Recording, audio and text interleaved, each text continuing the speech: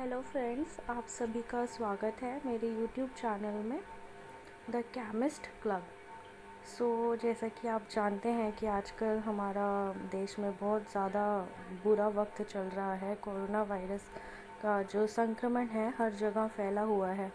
इस बीच हम डेली बहुत समस्याओं से जूझ रहे हैं। हमारा मन करता है हम बाहर जाएं घूमें, लेकिन वो चीज़ें अभी नहीं हो सकती और हमें ऐसा लगता है कि हमारा ये टाइम बहुत वेस्ट हो रहा है। कुछ लोग बहुत ज़्यादा हताश भी हो रहे होंगे कि ऐसा क्यों हो रहा है उनके साथ, उन्हीं के ही टाइम पे ऐसा क्यों हो रहा है। तो देखिए, ये सब देखने का एक नज़रिया होता है। आप बस गवर्नमेंट का साथ दीजिए इस मुश्किल समय में, और बस कुछ समय की बात है, एक बार इसकी वैक्सीन बन जाएगी, हर चीज़ें एकदम परफेक्ट हो जाएंगी, वापस से सब कुछ नॉर्मल हो जाएगा। कई बार ऐसा होता है कि हमारा जो धरती होती है उसको भी एक नया जीवन चाहिए होता है। ऑब्वियसली जैसा कि हमने हिस्ट्री में देखा है कि हर 100 साल में एक ना एक पैंडमिक ने हमारे धरती पर अटैक किया है, जिसमें बहुत लोगों की जानें गई हैं, बहुत लोग इस चीज़ से संक्रमित हुए थे। तो देखिए, ये एक धरती है, ये एक ऑनगोइंग प्रोसेस है। जैसे कि हमारा वाटर साइकिल हो गया, कार्बन साइकिल हो गया, these are the ongoing process. और हमारा बॉडी का ह्यूमन साइकिल हो गया, डाइजेस्टिव सिस्टम हो गया, ये सब क्या है? ये सब एक ऑनगोइंग प्रोसेस है। ये सब चलते रहेंगे, ये कभी नहीं रुकने वाले। तो सिमिलरली हमारी धरती भी कभी कभी ये सोचती है कि मैं भी रिवाइव हूँ, मैं भी एक नया जीवन लूँ। तो ये समझिए कि वही एक चीज़ है। और अगर हमारी धरती हमसे कुछ मांग रही है तो हम दे सकते हैं, बिल्कुल दे सकते हैं, ठीक है।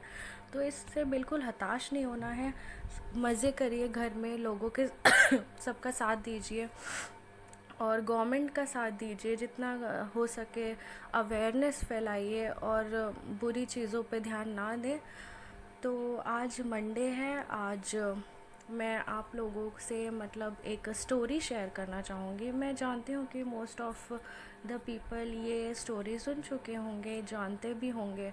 तो इसीलिए मैंने सोचा कि Monday is the beginning of a week. Okay, so Monday से हफ्ता शुरू होता है। तो मंडे के बारे में जनरली लोग सोचते हैं कि क्या यार, मंडे आ गया, बिल्कुल बोरिंग वक्त है। मतलब बहुत सारे हमारे मन में विचार आते हैं, तो हमें बहुत बुरा लगता है। तो फिर हमें ऐसा लगता है अरे यार, फिर सारा काम करना पड़ेगा। तो नहीं, ऐसा नहीं सोचना, ठीक है।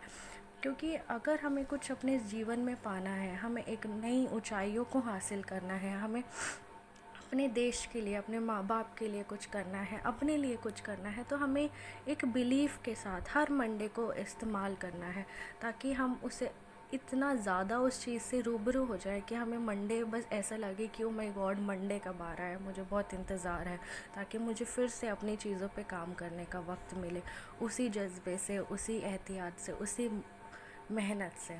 तो आज की जो मेरी कहानी है उसका नाम है एलिफेंट रोप। ये मैंने एक वेबसाइट से उठाया है, जिसका मैं लिंक नीचे डिस्क्रिप्शन बॉक्स में दे दूँगी।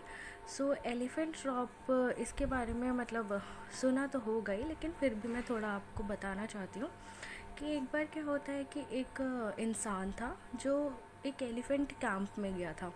तो वहाँ पर उसने देखा कि एलिफेंट को केजेस में बंद नहीं किया गया था, बल्कि उनको एक छोटी सी चेन के साथ बांध रखा था। तो वो बहुत ही ज़्यादा मतलब आश्चर्य हुआ कि मतलब एलिफेंट्स तो इतनी बड़ी बड़ी चीज़ें होती हैं, उनको आप एक रोप से कैसे बांध सकते हो।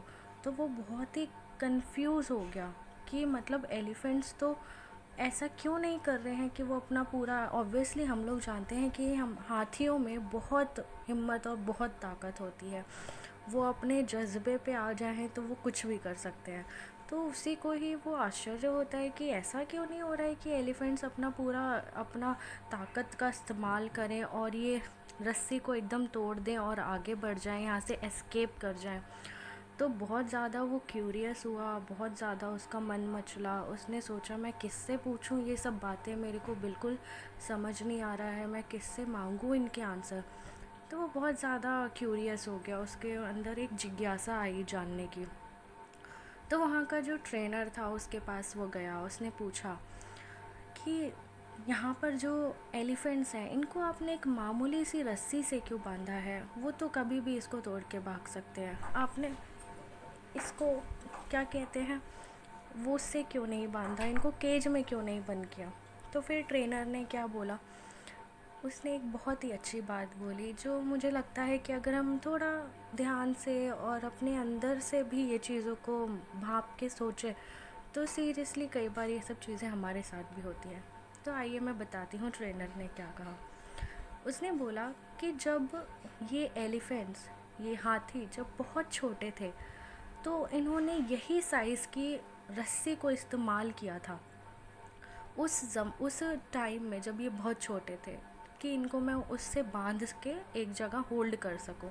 ऑब्वियसली जब वो छोटे थे तो वो रस्सी इनफ थी उनको बांधने के लिए।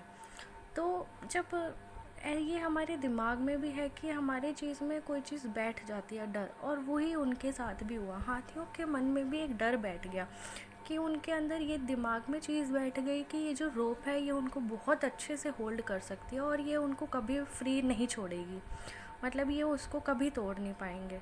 तो यही एक रीज़न है कि एलिफेंट्स ने आज तक कभी कोशिश भी नहीं करी कि वो वहाँ से एस्केप करें।